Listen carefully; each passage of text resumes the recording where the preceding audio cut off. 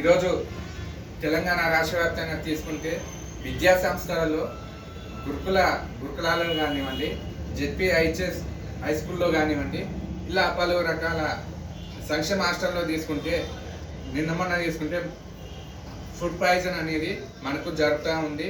అది కలుషిత ఆహారం వలన లేక ఏదనేది తెలంగాణ రాష్ట్ర ప్రభుత్వం దానికి ప్రత్యేక కమిటీ వేసి మరి సివిల్ సప్లై రేషన్ ద్వారా బియ్యం ద్వారా వస్తున్నాయా, లేదా కూరగాయల ద్వారా వస్తున్నాయా, లేదా సరుకుల పంపిణీ ద్వారా వస్తున్నాయా, లేదా వండేవారి వలన వస్తున్నాయనే అంశాలపైన పరిగణలోకి తీసుకుని ఒక కమిటీ వేసి దాని మీద ఎప్పటికప్పుడు విజిట్ చేసే అధికారులు వారి మీద ఉండే ఈ కలుషిత ఆహారం అనేది జరగకుండా నియంత్రించి పిల్లలకు మెరుగైన ఆహారం అందించి వారి చదువుకు ఉన్నతమైన మెట్లు వేసే విధంగా, ఉన్నత ఉద్యోగాలు ఉండే విధంగా వారికి భయాందోళన కలగకుండా ఒక భరోసా ఇవ్వాలని రాష్ట్ర ప్రభుత్వానికి విజ్ఞప్తి చేస్తాము.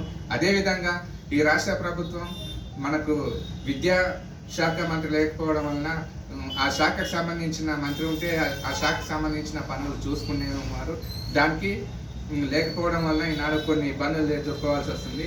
అక్కడక్కడ కొందరు ఆత్మహత్యలు చేసుకోవడం, అక్కడక్కడ ఫుడ్ పాయిజన్లు జరగడం వలన పిల్లల తల్లిదండ్రులు భయాందోళనకు గురవుతున్నారు. దీనివల్ల స్ట్రెంత్ తగ్గే అవకాశం ఉంది. దీనివల్ల ప్రభుత్వానికి వ్యతిరేకత వచ్చే ప్రమాదం ఉంది. కాబట్టి ప్రభుత్వం దీన్ని పరిగణలో ఉంచుకొని ఎంతైనా దీన్ని నియంత్రించే విధంగా మీరు కృషి చేయాలని ఈ సందర్భంగా రాష్ట్ర ప్రభుత్వానికి విజ్ఞప్తి చేస్తా ఉన్నాం.